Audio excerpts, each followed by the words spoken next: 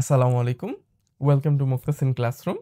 গত ক্লাসে আমরা মোটামুটি আমাদের যে মূল কণিকাগুলো ছিল এদের বৈশিষ্ট্য সম্পর্কে জেনে নিয়েছি এবং ছোট একটি কোশ্চেন কিন্তু আমাদের থেকেই গিয়েছিল, পরমাণুর নিউক্লিয়াস ধনাত্মক চার্জযুক্ত কেন? এই প্রশ্নের উত্তরে যাওয়ার আগে আমি আরেকটু আলোচনা করি এই বিষয়ে। সো এটা তো একটা পরমাণুর স্ট্রাকচার, তাই না? এই যে এটা একটা পরমাণু। সো এটা যদি একটা পরমাণু হয়, পরমাণুর এই যে কেন্দ্র, যেটাকে আমরা নিউক্লিয়াস বলছি, সেখানে প্রোটন এবং নিউট্রনের বসবাস এবং বাহিরে যে আউটার শেলটা আছে, যেটাকে আমরা শক্তি স্তর বলছি, সেখানে ইলেকট্রন ঘোরাফেরা করে। মজার কথা, একটা পরমাণুর যত পরিমাণ শক্তি, এনার্জি, ভর সবগুলো নিউক্লিয়াসে কেন্দ্রীভূত থাকে। কোথায়? নিউক্লিয়াসে, অর্থাৎ একেবারে সেন্টারে, কেন্দ্রে। এই জিনিসটা সবসময় মাথায় রাখবা যে একটা পরমাণুর শক্তি, ভর, এনার্জি সবগুলো সেন্টার বা কেন্দ্রে পুঞ্জীভূত থাকে, সব শক্তি।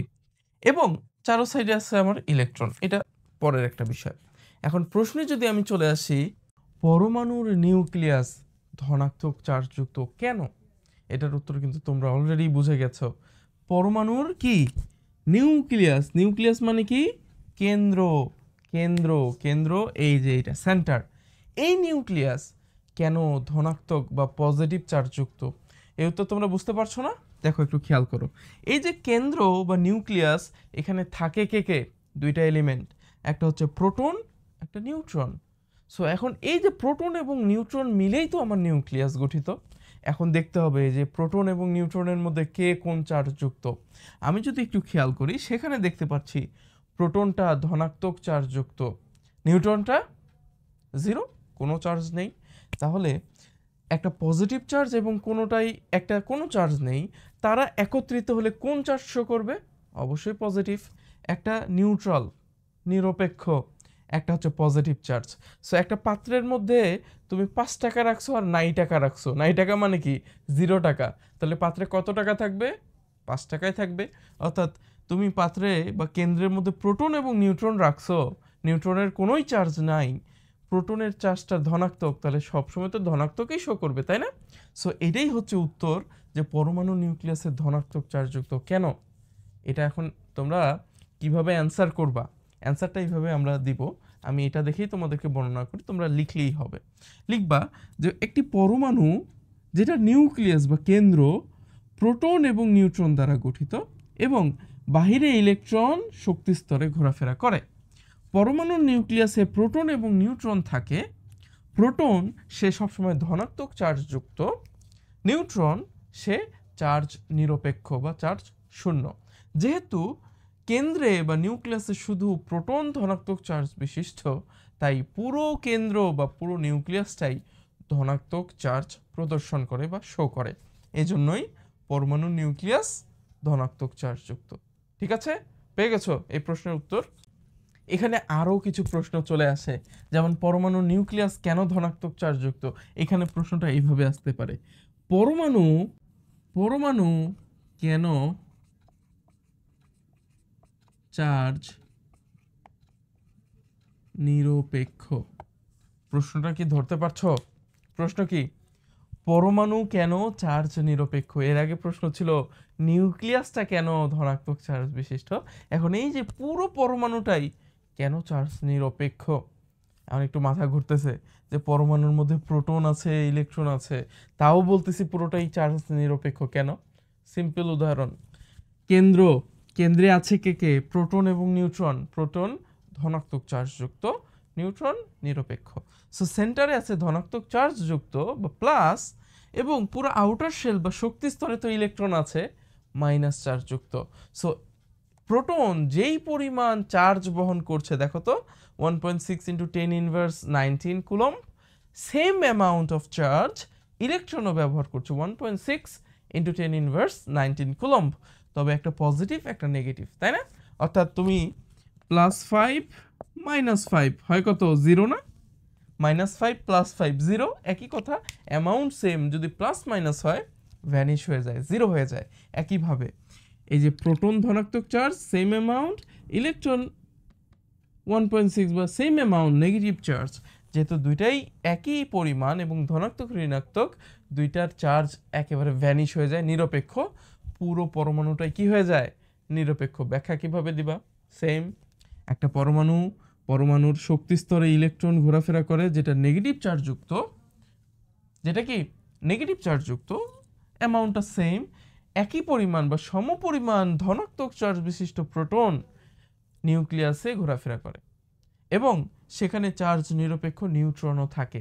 যেহেতু কেন্দ্রে সেম পরিমাণ প্রোটন ঘোরাফেরা করে এবং শক্তি স্তরে একই পরিমাণে ইলেকট্রন বিপরীত চার্জ বিশিষ্ট এলিমেন্ট ঘোরাফেরা করে, তাই পুরো সার্বিকভাবে পুরো পরমাণুকে আমরা চার্জ নিরপেক্ষ ধরতে পারি। ঠিক আছে, আশা করি এই প্রশ্নগুলোর উত্তর তোমরা পেয়ে গেছো। ঠিক আছে, সো এখন আমাদের যে জিনিসটা বুঝতে হবে, একটু জানতে হবে,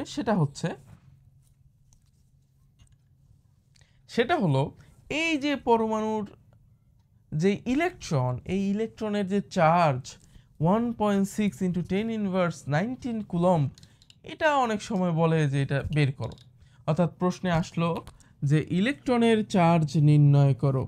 প্রশ্নে কি আসবে, ইলেকট্রনের চার্জ নির্ণয় করো। অনেক সময় বলবে ইলেকট্রনের ভর নির্ণয় করো।